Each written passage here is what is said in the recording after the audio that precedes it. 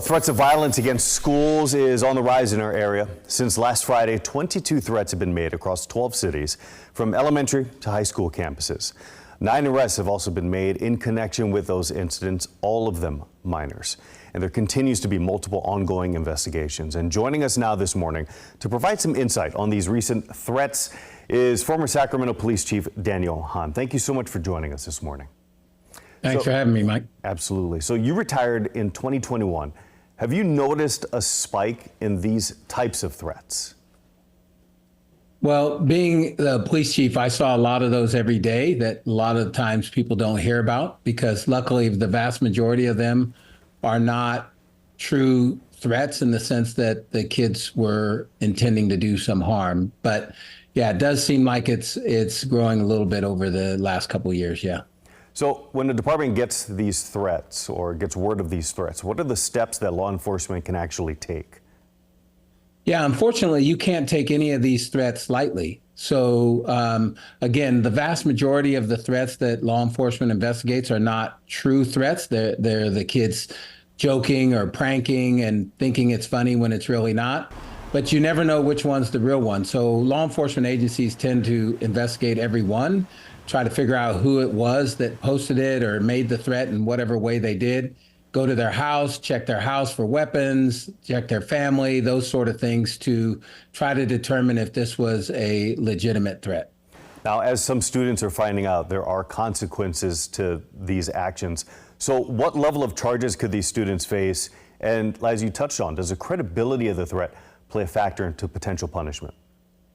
Yeah, everyone is different. So the law enforcement agencies that are investigating it have to determine what actually happened and what the credibility of that threat was.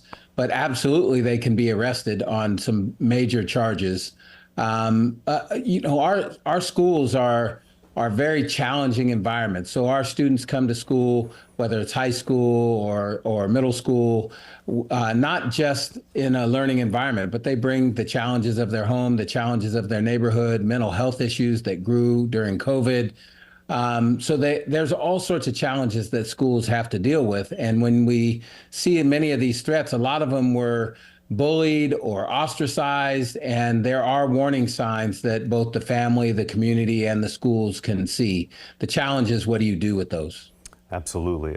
And another challenge is that really, as you kind of touched on, there's so many reasons that some incidents like this may happen. So what can a community do as a whole in order to maybe even help some of this and vet some of the issues? Yeah, I think we've seen this in many cases where the community, the family, other students will report either to law enforcement or to the school when they hear somebody talking in some sort of threatening way, saying something that might be a threat to the school. So that is the biggest thing the community, families, and other students can do, is don't take anything lightly. If somebody is saying something that's a threat to the school, report it immediately so it can be investigated.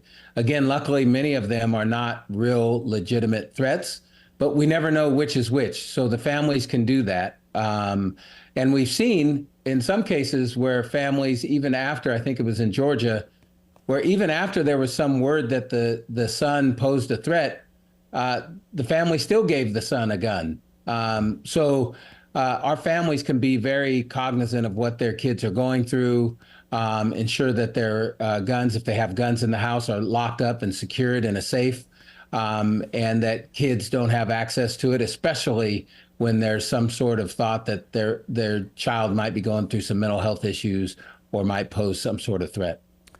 And unfortunately, this is likely going to be a conversation we're going to have to continue to have, but we appreciate your time being here with us this morning to maybe shed some light and maybe even just a little bit of advice for anybody who might be going through all of this. So Daniel Hahn, thank you so much for your time this morning. Thank you.